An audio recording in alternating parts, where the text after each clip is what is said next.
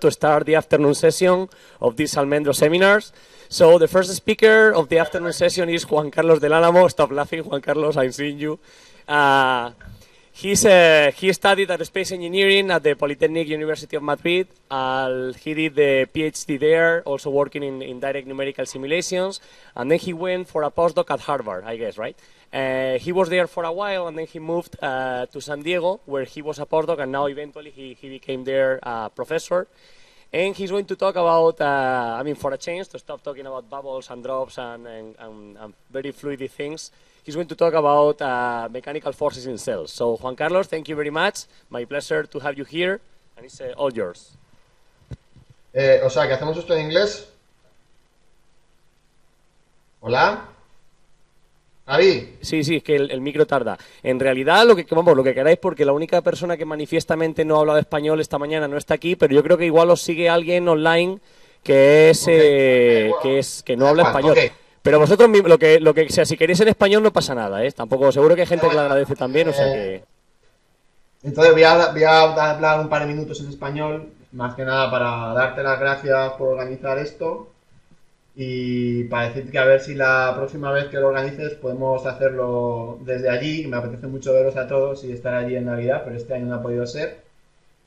Y nada más. Entonces os doy la charla en inglés. Pues muchas gracias, Juan Carlos. Igualmente un placer. Y el año que viene os tendremos por aquí. Es que os perdí la cena, que va a ser lo mejor. Claro, efectivamente. Hombre, mejorando mi charla, por supuesto. Y la vuestra, que no las he podido ver. Pero bueno, da igual. Alright, so today I'm going to talk about mechanical forces involved in cell migration. I chose a little bit of a provocative title, to 3D and beyond, and I hope I can be able to explain that during the seminar. Our interest is mainly in amoeboid cell migration. These cells are cells such as our neutrophils and leukocytes, or cancer cells. They also develop an amoeboid motility phase in which they use a very transient cellular adhesion, so it's different to other cell types that tend to form tissues. Amoeboid cells do not like to do not attach very steadily or stably to the substrate, and that allows them to move very fast. Okay, here you see a cancer cell that is actually squeezing through the intracellular matrix, and that is an important process in the metastatic spreading of some tumors, which is something I'll try to talk about a little bit if I have time by the end of the talk. And as you can see, these processes have an important mechanical component and are inherently 3D, and even more than 3D, they're inherently mechanochemical. Okay, so these cells, as we will also talk about today a little bit, not only deform and remodel their surroundings in order to move, but they also partially digest it. And that's again some of the reasoning behind that provocative title, to 3D and beyond. Okay, so myself being an engineer, this is how I see cell mechanics. This is one of these Lego robot toys, and I see a cell as a system that is able to sense and respond to stimuli, and in particular today I'm going to focus in motion. This is a slide that I mainly have here when I talk to biologists as a kind of a disclaimer of my simplistic way of understanding cell migration. And cell behavior in general. The aims of the studies I'm going to talk about today are mainly three: to be able to provide some sort of a molecular explanation for the changes that take place inside a cell when they're moving and inviting into 3D matrices, and essentially to be able to assign, to say it in other words, to be able to assign functions, mechanical functions to molecules. To be able to explain how these molecules, these cytoskeletal molecules, are coordinated in time and space to generate mechanical forces, and to be able to make the cell to move, and to analyze as a complementary. This is mainly long-term aim, which is to analyze this problem using knockout transgenic cell lines and pharmacological inhibitors to be able to assess what would happen if we modify the function of these molecules, with again the long-term idea of being able to develop new therapies. I'm going to be talking today mainly about two model organisms. So the main one is our friend Dictyostelium discoideum, which we have been working with for a long time. And then I'll also be talking about, by the end of the talk, I'll be talking about some more recent studies on breast cancer cells. So whenever I don't say anything by default, I'll be talking about Dicty. And then if I mention it explicitly, I will be talking about the cancer cells. This Dictyostelium discoideum is not a mammalian cell, but it has a certain number of advantages compared to mammalian cells that allows us to study them in a relatively easy way.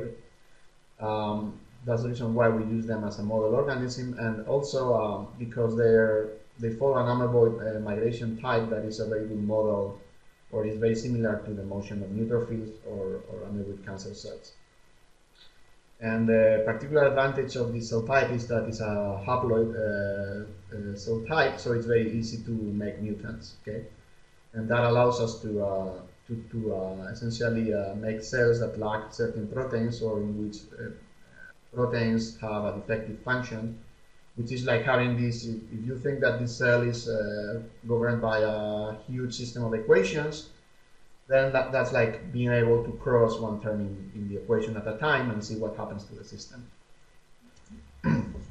So again, due to the fact that these cells are easy to manipulate, to be manipulated genetically, one of our main methodologies is to use knockout mutants. And in the past few years, we've been looking at a number of knockout mutants. I'm not going to talk about all of them today, but just to give you a little bit of an overview of what we've been doing. So we're able to knock out proteins that generate contractile forces, such as myosin 2, to knock out proteins that cross-link the network of filaments that constitutes the cytoskeleton of the cell, or the more superficial cortical network that is closer to the cell membrane. And we're also able to knock out or to generate cells that lack the proteins that are involved in addition with the substrate, and also proteins that regulate the polymerization of new material at the front of the cell that enables motion. Again, following this analogy, this is like severing links here in this system, and allows us to understand potentially the role of these different molecules by studying a system in which they're not present. Okay, so again, going back to the original topic of the seminar, the interactions between the cell and the extracellular matrix can be three-dimensional.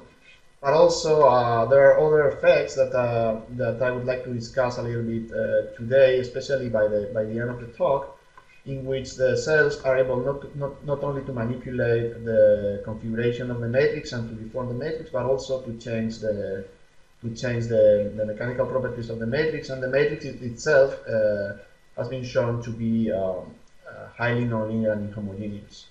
So that, together with the fact that I'm a huge fan of Toy Story, motivated the title to 3D and beyond. Okay, so just to give you a little bit of an idea of how we perform the experiment, an important part of the experiments that we carry out consists of measuring the traction forces or traction stresses that these cells exert while moving on the formable substrate.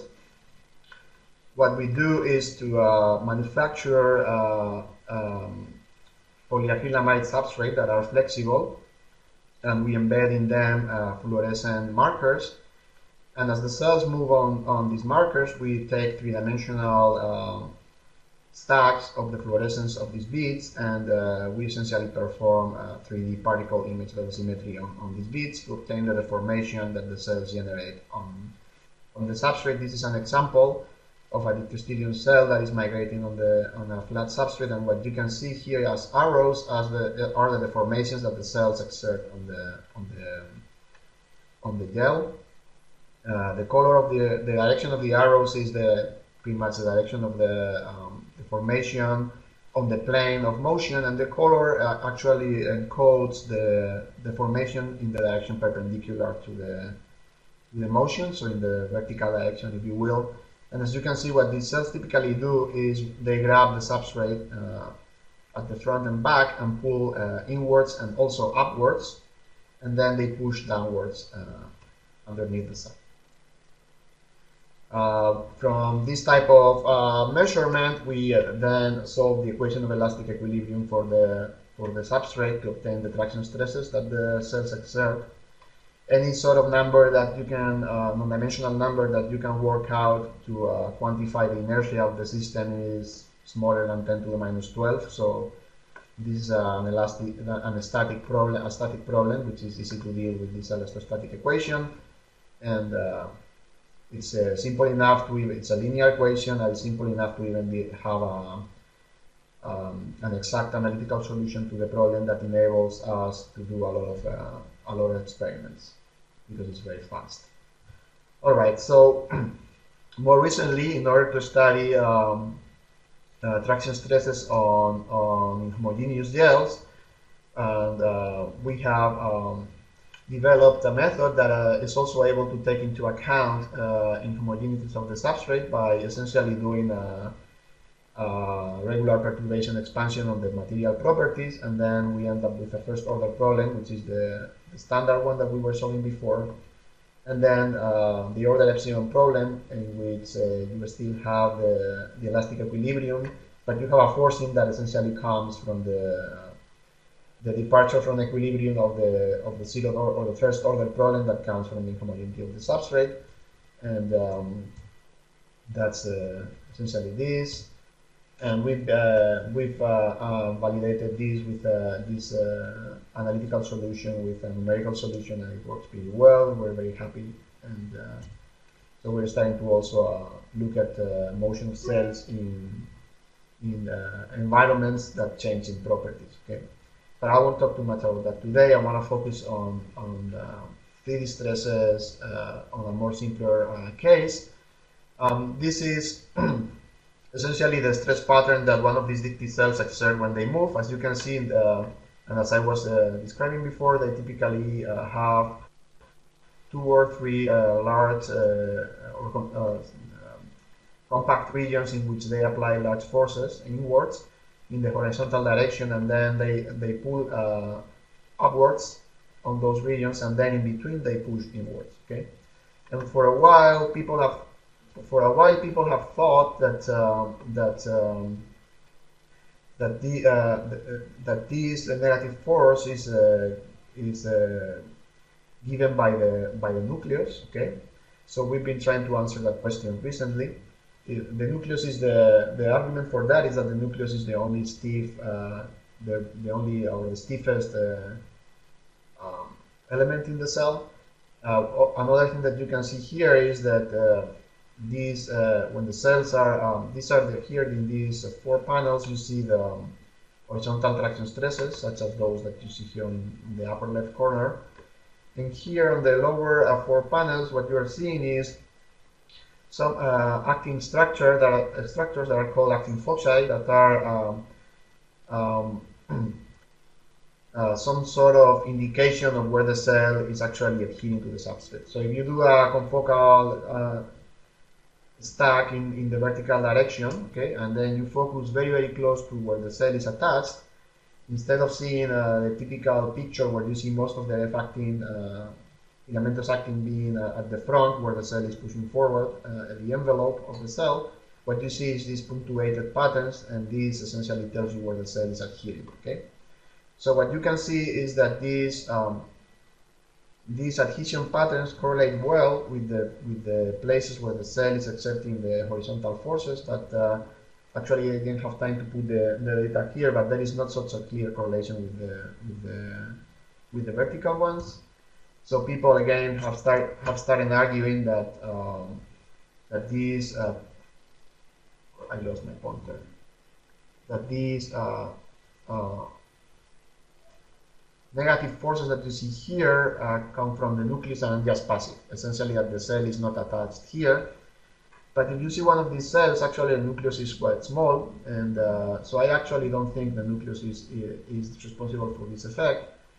And actually, when you look at the co-localization of these vertical forces and the nucleus, it doesn't always coincide. And in fact, there's actually something even stiffer than the nucleus inside a cell, which is water. Okay, water is infinitely stiff if you think about it.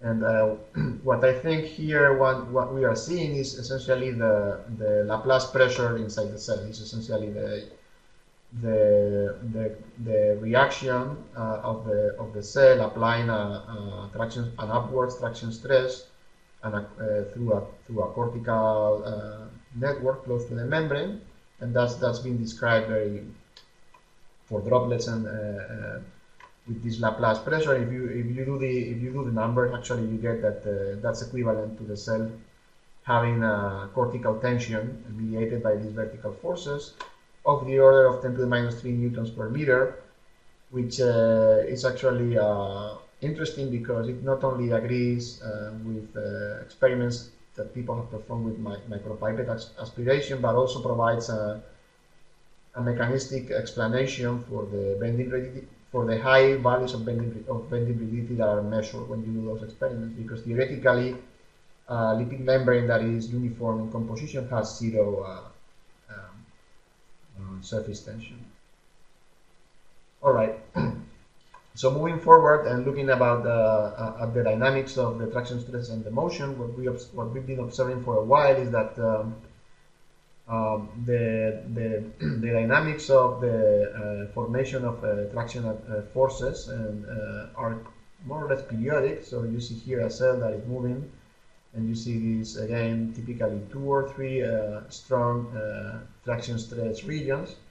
And if you plot the strain energy that the cell is exerting on the substrate as a function of time, you always get this type of periodic behavior, where the period is about 100 seconds or so. And what is interesting about this periodicity is that it seems to determine the velocity at which the cell is able to move. Okay.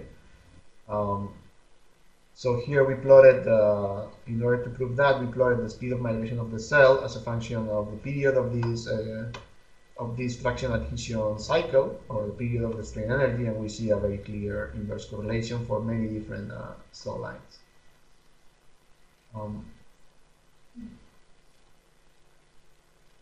All right, so more recently we've been interested in looking at these dynamics in a more precise way. So what we've been doing is looking at what the postdoc that was working on this project calls tension chemographs, and since she is Greek, it was no coincidence that she came up with a nice Greek word for it. And what we do is we essentially integrate the traction stresses that the cells generate and average them along the width of the cell, and then that gives us one measurement per instant time. And then if you stack all those measurements along time, you get this sort of phase diagram, or as she calls a chemograph, of how the traction adhesions evolve in time. Okay, and this has a very good temporal resolution. We get a resolution of about one measurement every 2 or 4 seconds, depending on the type of experiment we're performing, which is quite good. Okay, so what we see actually, to our surprise, is that these adhesions remain stationary in space. Okay, so if you can see, these blue patches here are essentially the negative traction stress that is generated at the front of the cell, and the red ones are the positive one that is generated at the back of the cell. And what you can see is that they pretty much stay at a constant location in space, and the cell seems to move over them. And what's even more interesting is that if you look at this central one, that what seems to happen is that the cells recycle their frontal traction stress adhesion such that it becomes the backward one. Okay, so as the cell moves over these adhesions, here at this region, it would not disappear, but it would just unload, and then when the cell generates a new adhesion at the front, to compensate for that traction force, the already existing adhesion that was unloaded would load again and generate higher forces. Okay, actually, this is a good example because the lateral stresses do not completely disappear during this process, and you can see them here. Okay, this is just the absolute value, and in this upper part of the plot, what you see is the average value of the traction stresses, whereas here you only see the traction stresses on the direction of motion. So since there are some lateral stresses during this process, you see that the adhesion still is there. I think this is quite interesting because these cells do move very fast. Okay, these cells move their length in about 1 to 2 minutes, which is really fast, and somehow they must be able to generate, and we just saw that their adhesion is highly regulated, and actually in such a way that the temporal regulation of the adhesion detects the velocity of motion. So this actually provides the cell with an efficient manner of regulating these adhesions in a way that they don't have to destroy and recreate adhesions, but they can recycle them. And I think that's a kind of an efficient way to be able to move faster. And so what we also did is to look at patterns in spatial temporal patterns in this motion, and we saw that mainly there are two types of patterns. The first one is the one that I just described, that we call the S mode, in which both the front and back adhesions remain pretty much stationary. Okay, and the cell then kind of steps over these adhesions as if it was kind of laying tiles on the substrate and walking over these tiles. And we also observed, for not very frequently, but sometimes we have observed a more dynamic mode that we call the SD mode, in which the back adhesions are not so stationary. Okay, and sometimes they seem to slide forward, or they're created and destroyed at a pace that is faster than our temporal resolution. Okay? In any case, that means that these adhesions are more dynamic and less stable, which kind of makes sense because remember that they're older. Okay, these adhesions here, when the cell is at the time that the cell is moving over it, it was created over 200 seconds before, and by this time it's kind of an old adhesion, so it kind of makes sense that it's also less dynamic. All right, so what also seems to be happening is that these are the only two motility modes that occur in these cells. So when you look at all the other possible combinations, just by doing this binary decomposition of is the adhesion moving or not, so you would think of 4, right? Static, static, static, dynamic, dynamic, static, and dynamic, dynamic. And then this is a matter of counting the fraction of time that the cell spends in each of these modes. And what we see is that about over 60% of the time it uses this static, highly regulated mode. About 20% of the time the static dynamic, and then the other two modes are pretty non-existent. So this means that cells, however complicated their internal mechanochemical machinery are able to come up with a relatively simple and highly coordinated repertoire of motions that they implement in order to. Okay. One of the things that we've been looking at in the past is what actually determines this regulation, and we saw that it's actually the ability of the cell to polymerize dendritic networks of actin that actually sets this period. Actually, when you look at if you look at these chemographs in cells where we stain for actin, what you see is that the F-actin polymerization at the front seems to follow a similar period or a similar dynamics as the traction stresses. And if you look at when we looked at mutants that have inhibitions or disruptions in this molecular complex, which is called ARP23, which is essentially the complex that regulates the dendritic polymerization of actin. Okay, so either if you generate too much dendritic polymerization of actin or too little, the degree of periodicity of the motion decreases quite a bit. Okay.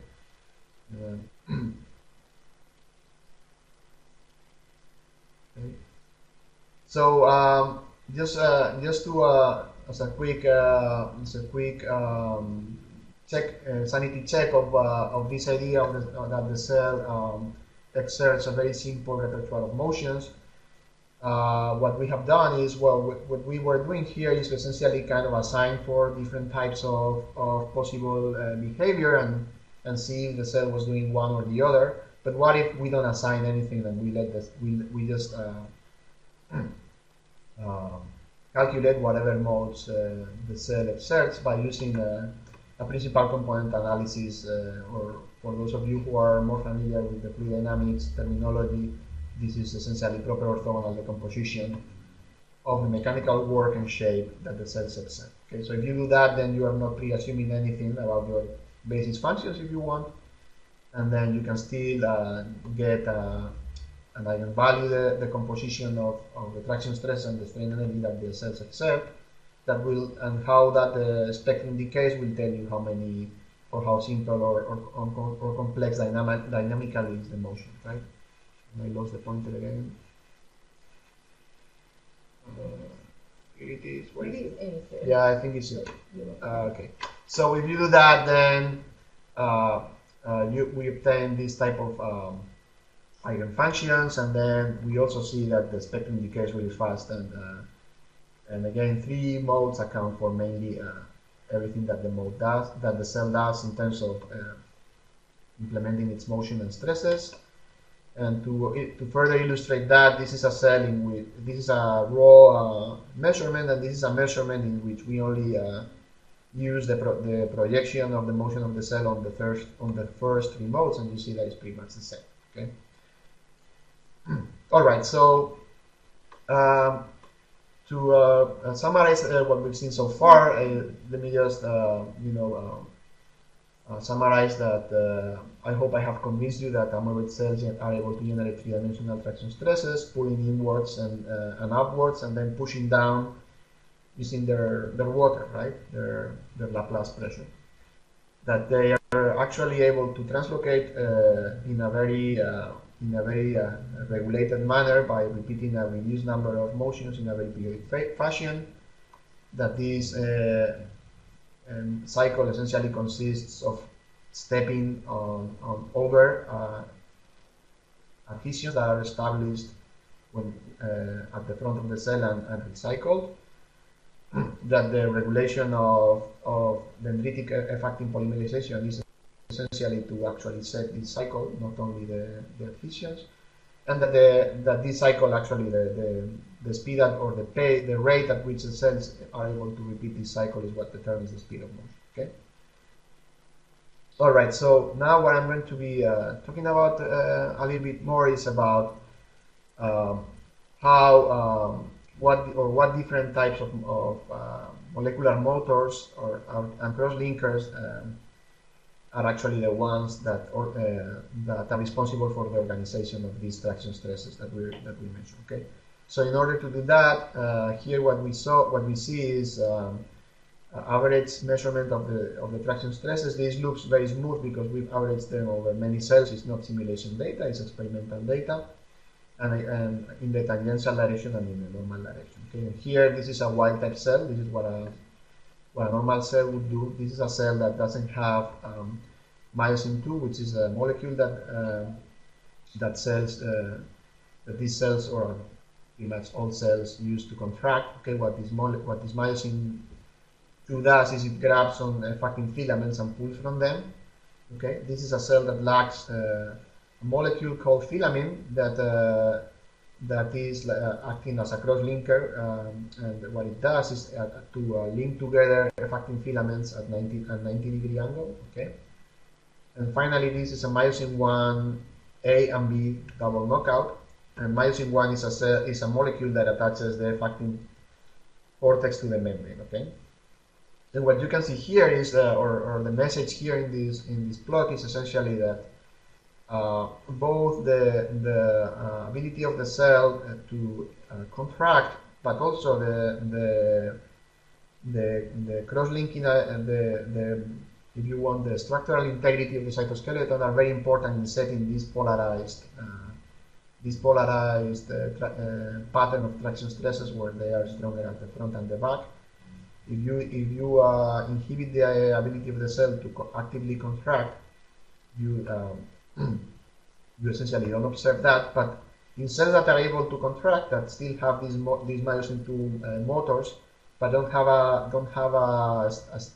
a structurally stable F-actin cytoskeleton because it's not cross-linked by filament, you obtain the same sort of pattern. And here again, what I think you're seeing is essentially the surface tension of this cortex that surrounds the cell membrane and the passive reaction of the Laplace pressure of the cytoskeleton.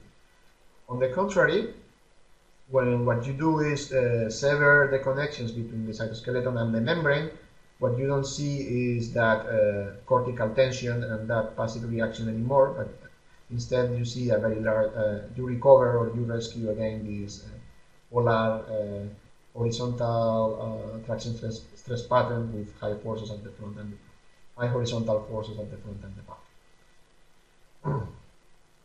Okay, so another interesting conclusion of our studies is that we are encountering, or we are finding more and more evidence for actomyosin contractility being important in the protrusion of pseudopods to the front. This is a relatively controversial question in the field because there are kind of two groups of, or two ways of thinking about the process. Mainly probably also driven by the non-amyloid migration area. People tend to think that cells protrude these pseudopods mainly by F-actin being polymerized and pushing forward at the front. And that's certainly something that happens in amyloid cells as well. And as we saw before, it's important in actually determining the period of this motility cycle. But what we have seen in using these cells that do not have a very stable cytoskeleton is that just by contracting in their back, they're able to protrude pseudopod forward. And that's clear here. For instance, you see that there is a clear contraction at the back following a protrusion here or even there. And when you look at a phase average traction stress pattern, so what we do here is we take measurements from many cells and then we average them together on a kind of non-dimensional reference system that is scaled with the length and width of the cell. And then we do phase averages during different phases of the motion, and what we always see in this cell type is this sort of strong contraction prior to the protrusion phase or during the protrusion phase. Okay, and this what you can see is actually this is kind of the biological confirmation that F-actin polymerization is not driving protrusion in these cells. If you looked at this, maybe I should have put also the wild type for those of you who are not familiar with how this looks in a wild type cell. But in a wild type cell, here what you would see is that all the F-actin, which is this red fluorescence thing that you are seeing here, would be concentrated at the front. However, in these filament null cells, you see it. You see that it's not localized. It's pretty much everywhere. All right. So. Further evidence for that, for the role of contractility in the protrusion of pseudopods was obtained by looking at cells moving on highly adhesive substrata. So here you see the shape of a cell and its traction stresses, when it's moving, it is a wild type cell, but it's moving on a substratum that has been coated with polylysine. Polylysine is essentially a sugar that is very sticky to the membrane, and it's what biologists call non-specific, so it sticks everywhere. So the cell is not able to choose where it's attaching to the substrate. Instead, it's kind of sticking and dragging everywhere. And what you can see is that at some points the cell kind of stacks and exerts these very large contractile forces in order to get to break that that adhesion, that non-specific adhesion, and move forward. And this is just a kind of a movie that I used to illustrate this to biologists. And again, the idea of this is that I think in the field it has been a little bit overviewed or passed by, or not people have not paid enough attention to the fact that water is the stiffest element inside a cell, essentially because it's incompressible, right?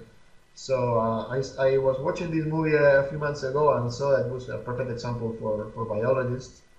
And this is a movie where Robert De Niro is trying to open a safe.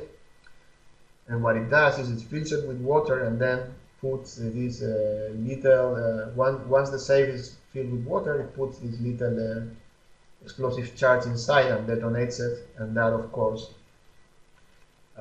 opens the safe because water is incompressible. And that's kind of the analogy that I used to explain how these cells use this contractility to protrude the front forward for biologists. Okay. One recent piece of data that I think is interesting is that we've been obtained in the past few months is that this competition between the cortical stiffness or the cortical traction stresses or tension, if you want, that we measure on the cell through our 3D measurements, and the contractile one that is mediated by myosin 2 is that it seems to dictate the velocity of motion. And this, for those of you who are a little bit familiar with this type of research, this is the very first plot in which I see cell speed correlating with traction forces or any sort of mechanical force variable. So we're very excited about this. What we see in this plot is essentially for several mutants that we've been working with, the cell speed, the cell migration speed, microns per minute. Again, these cells are about 12 to 20 microns, so they move their length in about a couple of minutes. And this is expressed as a function of the ratio between the traction stresses and the cortical tension, which is essentially defined by the vertical component of the traction stresses. And there are clearly two regions, or in this plot, the correlation for those of you who are familiar with biology is decent. I think it's pretty good. Biological systems have a lot of variability, so it's not a correlation, but I'm actually comfortable with this sort of correlation. I'm happy with it. And if you notice, the velocity is actually from one part of the plot to the other changed by almost a factor of 4. So it's quite a big change in velocity. On this right hand side of the plot, what you see is data coming from cells that mainly have cortical cross-linking defects. So in which this envelope, this outer crust, if you want, that is close to the membrane is broken, is more loose, is more brittle, if you want. And these are essentially cells such as the ones that I showed data for before, that lack this myosin 1 molecule that connects the cytoskeleton to the membrane, but also cells that lack cortexilin, which is a molecule that cross-links the cytoskeleton, the cortical cytoskeleton. And since there are several molecules of this type, we have tried knocking them all out. And these cells tend to change in aspect ratio very much when they move. You see here a cell that lacks myosin 1 moving, and it really changes shape quite a bit. and it has a large aspect ratio, it's very elongated. However, on this other side of the plot, you see cells that have mainly cytoskeletal and contractility and cross-linking defects. So these are the cells that have this part of their cytoskeleton broken, that are not even to contract, or in which the internal cytoskeleton, not the crust, but what is inside, is more loose. Okay, and these are essentially myosin 2 null cells, filament 2 null cells, or wild-type cells that are given a drug called blebistatin, which essentially blocks myosin 2 in the unbound state. So this is like giving the drug a cell that will abrogate the function of myosin 2 contractile motors. And these cells not only move much slower, but they also keep a much more round shape, and their shape is not changing quite a bit. It's like if their shape is their legs less ductile, right? Their shape is more given by this. My hypothesis is that the shape is more given by this strong cortex, this very strong crust, and the cell is not able to contract with high enough forces to deform this thick, strong crust, and is not able then to move fast enough.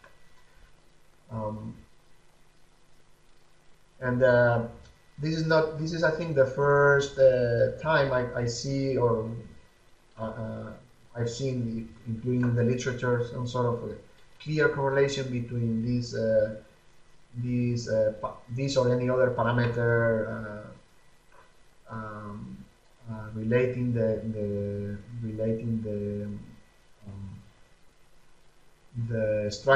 different structural regions of the cell and the cell speed, but there's been some evidence in the past that this malleability or ductility may play a role in cellular migration.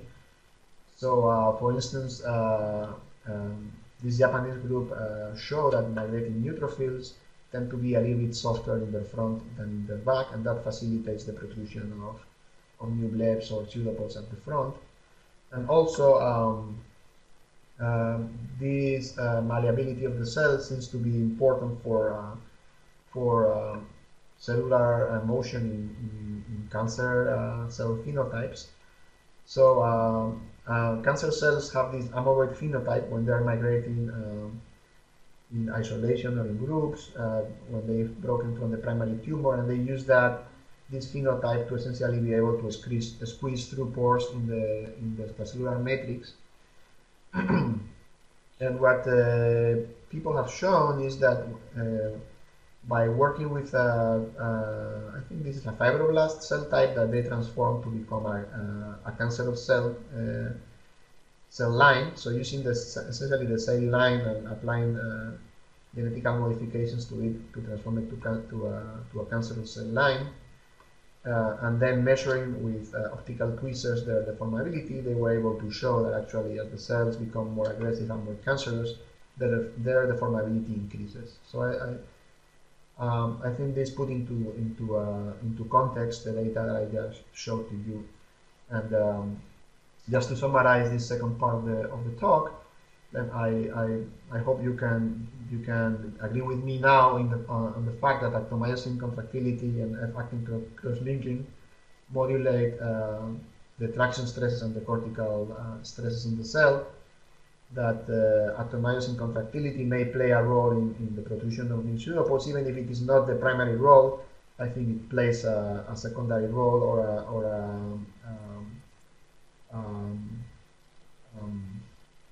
kind of a backup role in the case where F-actin protrusion alone is not efficient. And this happens a lot in biology. Okay, when, living organisms have many functions that are duplicated for robustness, such that when an organism has some sort of encounters some sort of problem, it doesn't die. It can go back or fall back to backup mode or to plan B if you want and still function.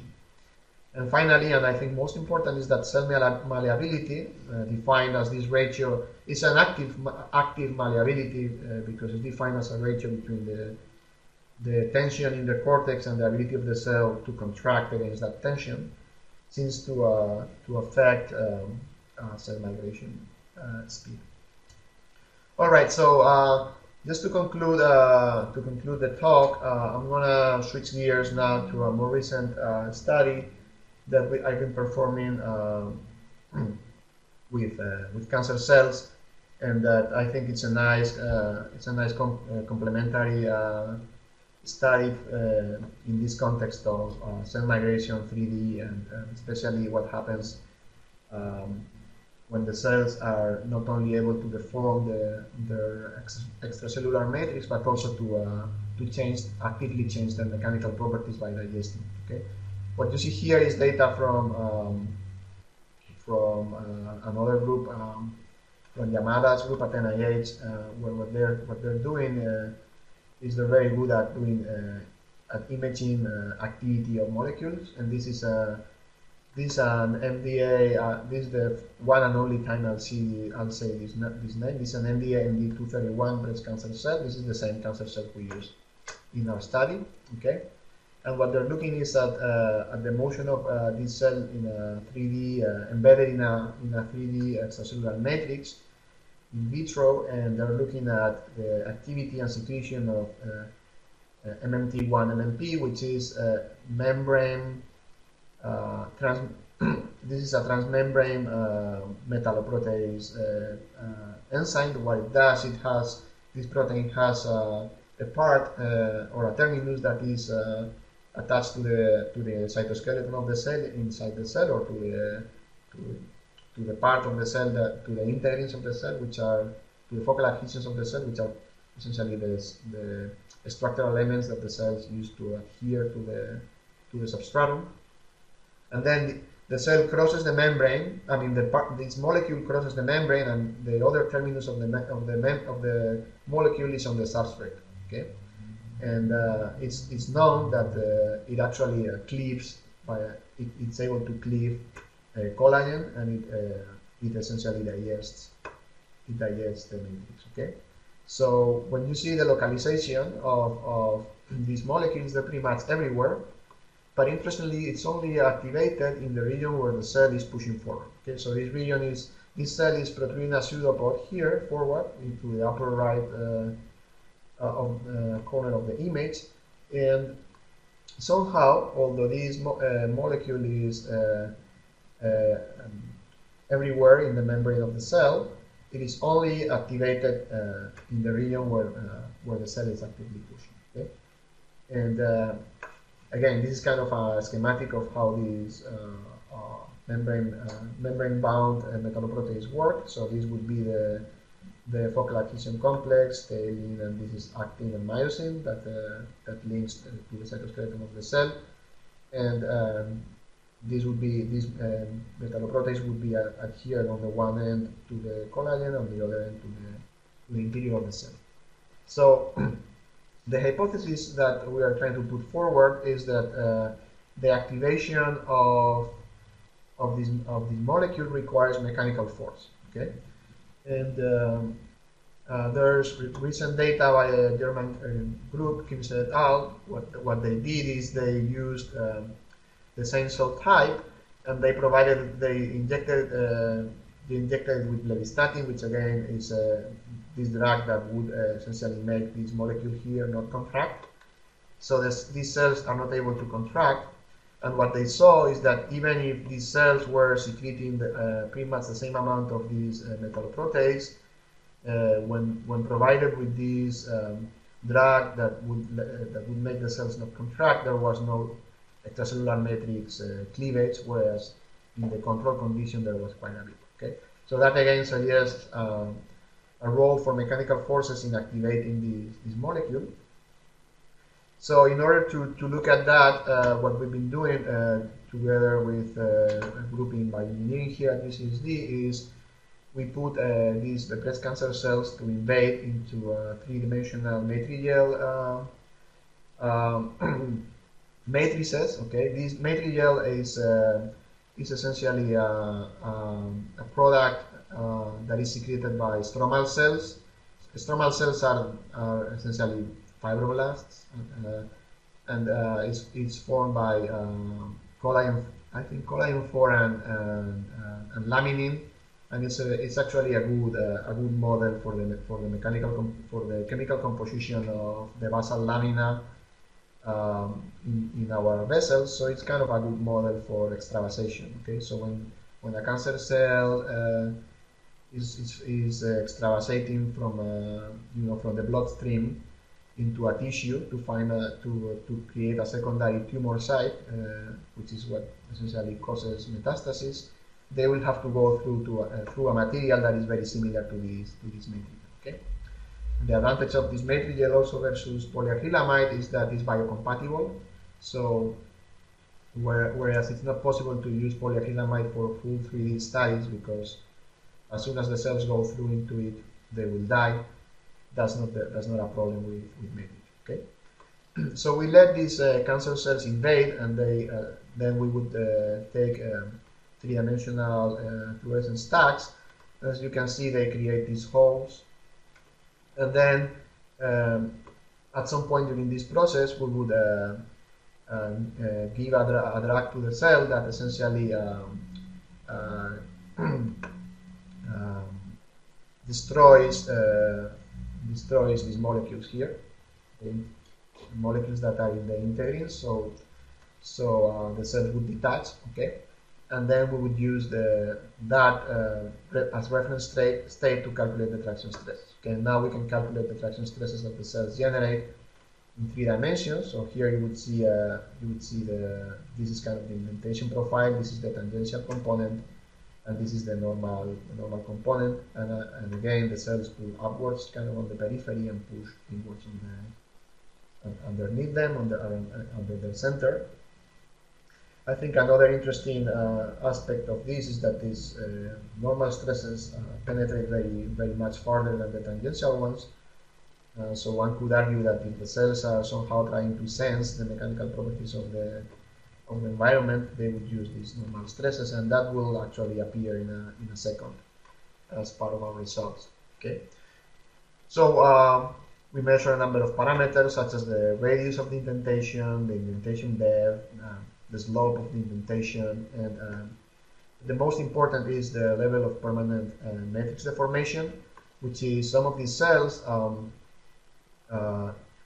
during the process have started secreting these metalloproteases, and they have actually started activating them and degrading the matrix. So in some cases, when we remove the cells, the hole stays there because the matrix has been digested. Okay, so this gamma is the ratio of the depth of the hole before removing the cell and after removing the cell. If gamma is 0, that means that the substrate recovers perfectly after removing the cells and there's no matrix digestion. But if gamma is larger than 0, that means that there's permanent deformation mediated by these metalloproteases. Okay, so what we can see is that as time goes by, the depth of invasion increases. The slope of the invasion also increases with the depth of the invasion. The process in about 2 hours, these cells penetrate quite deep. Actually, the cells have a radius of about I think 10 microns or so. They penetrate almost half the radius. So these guys are very invasive, actually. Okay, and one of the things that we observe is that there is this kind of change or transition, okay, in gamma. So what we see is that for low penetration or indentation heights, most of the cells stay here on this gamma 0 state, which as I just explained before, means that the cells are not digesting the matrix. But at some point, as the indentation depth increases, the cells actually digest the matrix. Okay? When one stains for F-actin and metalloproteases in this population of cells that generate reversible indentations, we see this bleb formation, and we also see that the MMPs are not secreted. Okay, they're still inside the cytoplasm. However, when we measure when we image the same molecules in in cells that are permanently deforming the matrix, we see that the effecting structure goes from these rounder blebs to these punctuated structures that are called invadopodia in the literature, and they have been described in the literature in the past to be associated to a very invasive behavior of the cell. So this is a transition from blebs to invadopodia that has been described in the past. We also see that the MMP now, this enzyme that digests the matrix, has colocalized at near the membrane of the cell, and more specifically near the invadopodia. And with the help of a group here that does FRET is just in short, for those of you who are not familiar maybe with this terminology, this is fluorescence resonance energy transfer, which is a tool that biologists can use to make a molecule fluorescence only when there's a chemical reaction or when there is a change in conformation of a molecule. So Peter Wang here at UCSD has developed a FRET sensor for this MMP MT1, and we have measured in these cells that if using this FRET sensor, if indeed the MMPs are not only secreted but activated, and they seem to be activated in this case. Okay, so now the question that we tried to answer was then what triggers this transition. Okay, and the one thing that we did, that I won't go into the details, is just to try to apply passive mechanical loads to the. Well, let me talk about that later. Let me go first to this. Okay, so what we tried to do is to figure out what was again triggering this transition, and what our hypothesis was that based on the existing literature, as I discussed before, was that this was due to the normal traction stresses, that somehow either by a purely mechanistic way that the stretches more the collagen such that then a cryptic site appears and the reaction can happen, or by a more complicated mechanotransduction process that involves the cell. Normal traction stresses are the ones that trigger this transition. Okay, so in order to test that, what we did is the following. But what we wanted to do is to be able to do these experiments on substrata with different mechanical properties, to be able to keep, for instance, the indentation height constant while changing the traction stress. Okay. Or to keep other parameters constant while changing the traction stresses. And that is actually become quite difficult because it's been shown recently by a group in England. This is, I think, a Nature paper that appeared last year, that when you change the mechanical properties of a substratum, you're also changing the composition. And what this group was showing is that, more importantly, you're also changing the topology and the surface electrical charges of the substrate, and that affects quite a bit the way the cell attaches to it. So we wanted to be able to not deal with these issues by to be able then to change the mechanical properties of the substratum without changing the composition. And the way we did that is by using our knowledge of the Green's function of the problem. Okay, for the traction stress problem, we realized that if you change the thickness of the substratum, actually the apparent traction, the apparent jump modulus that the cell feels changes a lot. And this is due to the fact that these matrices are mainly water. The network fraction in these matrices is about 1%, so their Poisson ratio is almost 0.5. And that means that if you're working with a very thick matrix and you push downwards, somehow the matrix gently adapts to that pushing down, and you don't feel a very strong react or resistance or mechanical resistance. But when you're working with a very thin substrate, because the bottom of our dish is glass, and glass is 10 to the 6 times stiffer than these matrices, it's essentially infinitely stiff. So what you see is some sort of no-slip condition, and that generates a much stiffer apparent gel from the macroscopic point of view, if you want, than in the thick case. So then what we did is to, in short, what we did is to repeat the experiments in substrata that were essentially made of the same matrigel matrix, exactly the same composition, but we changed the thickness. And this transition here in effective, so what I'm plotting here is the effective Young modulus that the cell will experience as a function of the thickness of the substratum divided by the radius of the cell. And this transition here that you see occurs at about 1. So we have to go over across that transition.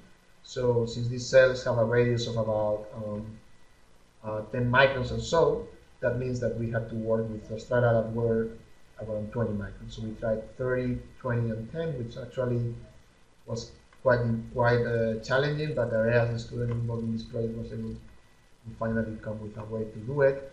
And what you are seeing here is essentially the critical transition values for the indentation depth, the slope of the indentation, which is some sort of surrogate measure of what the cell shape is when they're indenting, and the normal traction stresses. And what you can see is that it seems that the transition, the only value that we saw that stays constant across the transition, or that is the same across the transition, is the normal traction stresses, and that's why we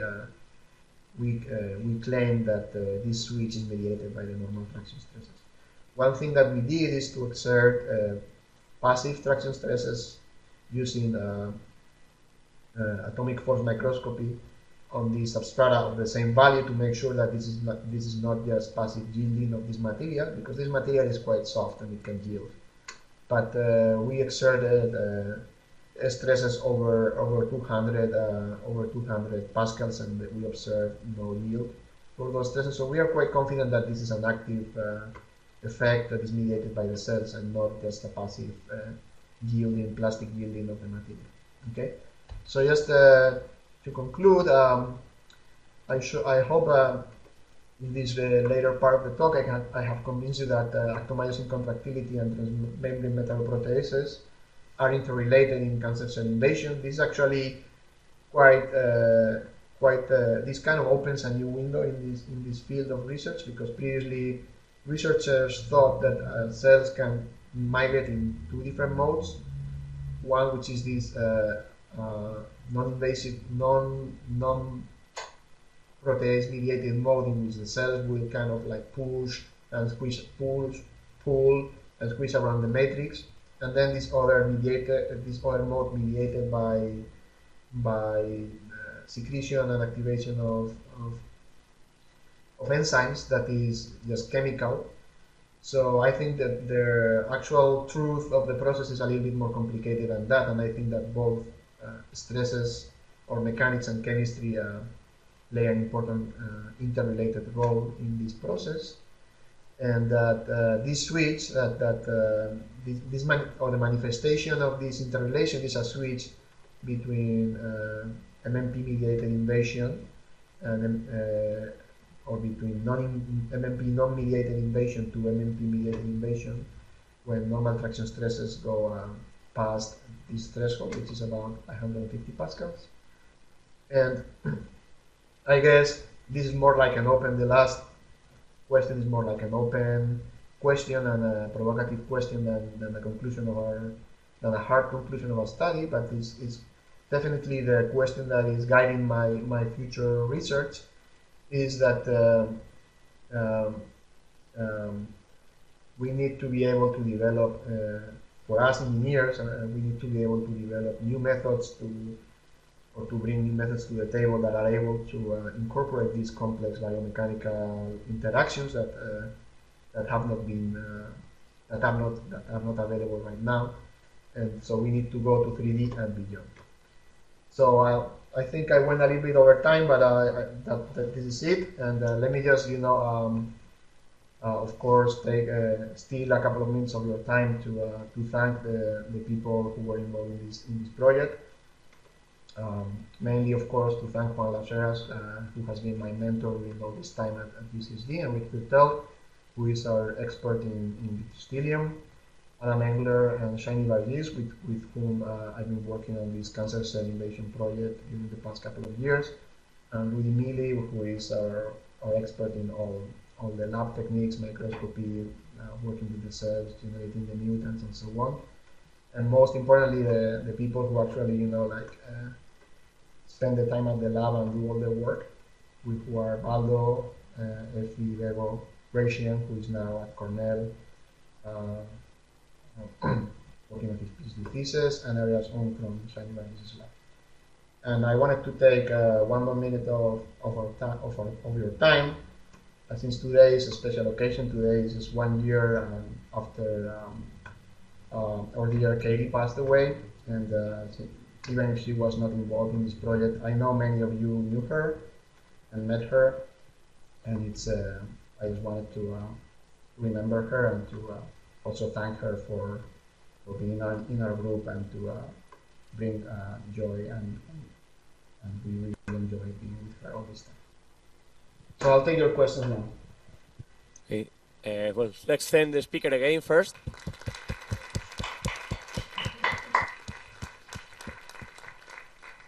I realize I cannot clap very strong because I'm holding the microphone. So I realize that every time that I clap, there is like this noise coming out.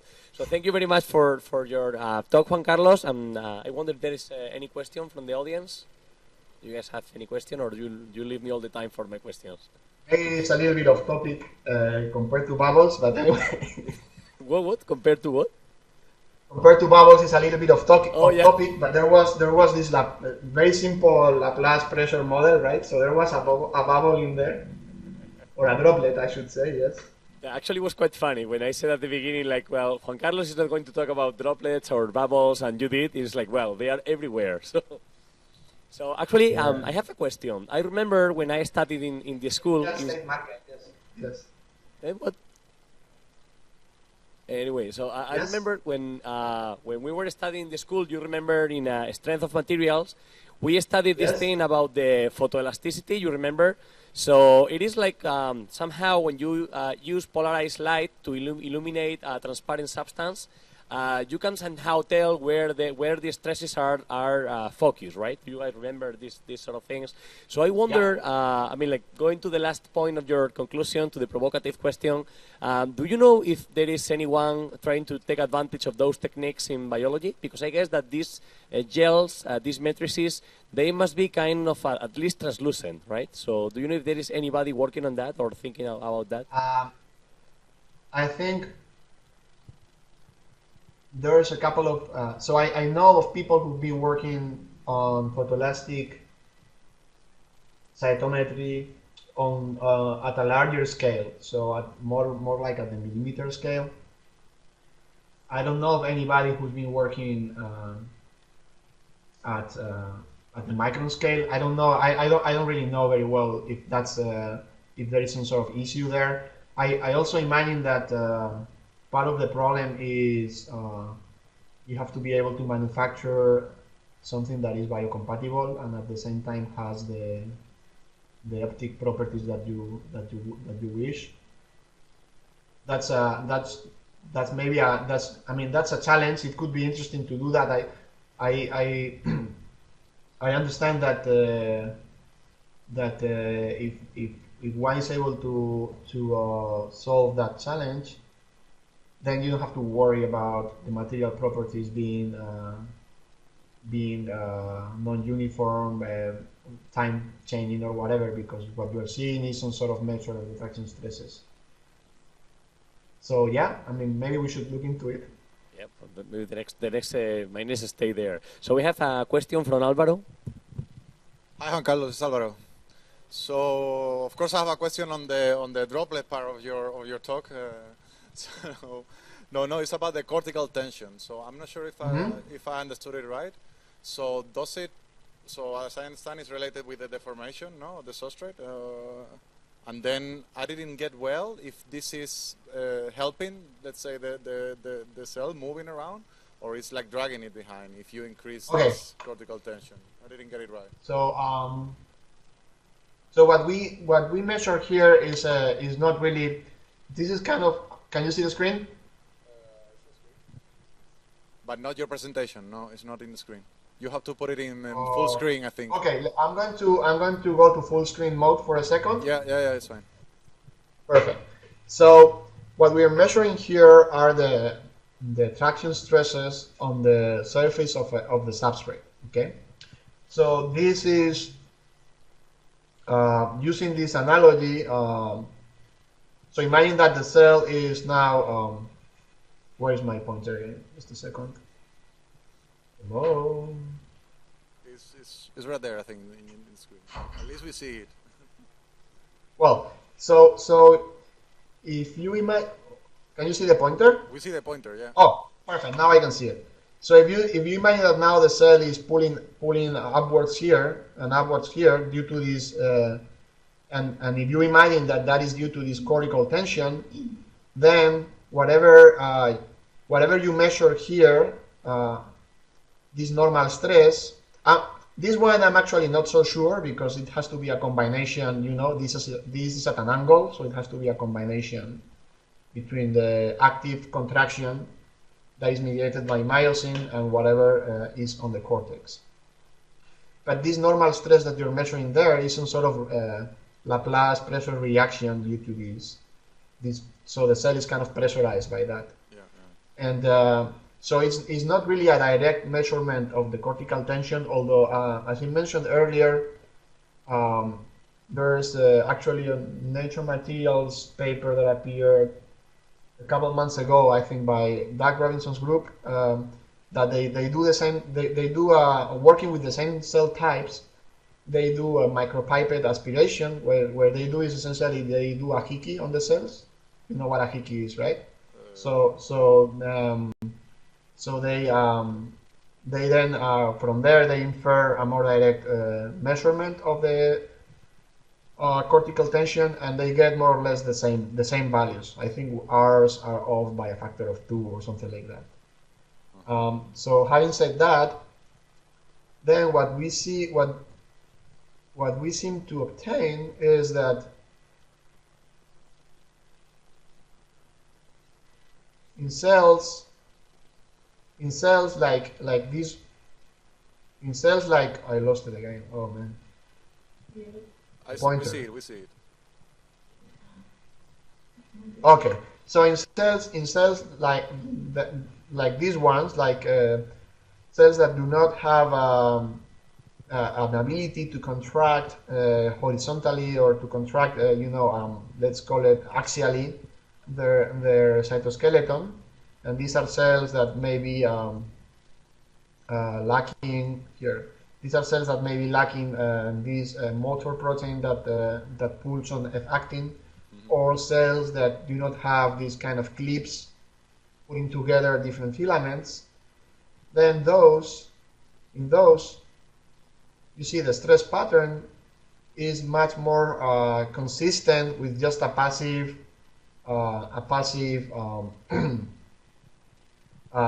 cortical tension or bending stiffness, although they're not exactly the same. And whereas in cells that are able to contract, and those are the ones that move slow, right?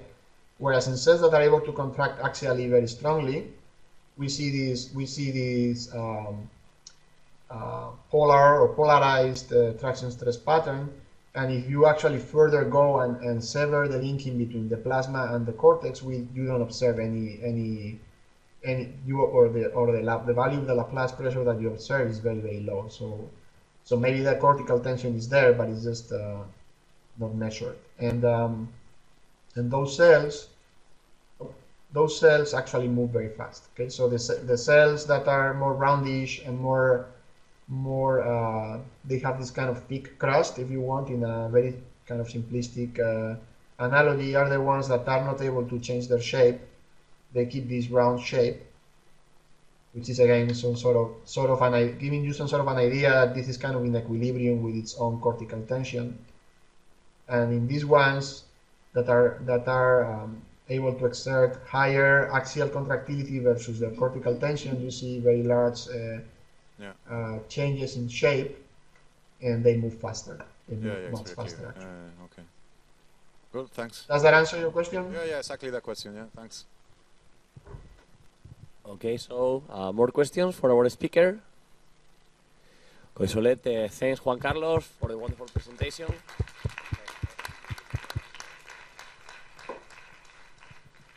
So we have here the last speaker of the day, well, of the cycle of seminars, in fact, which is Laura Cerviño. Laura, say hello. We are seeing you.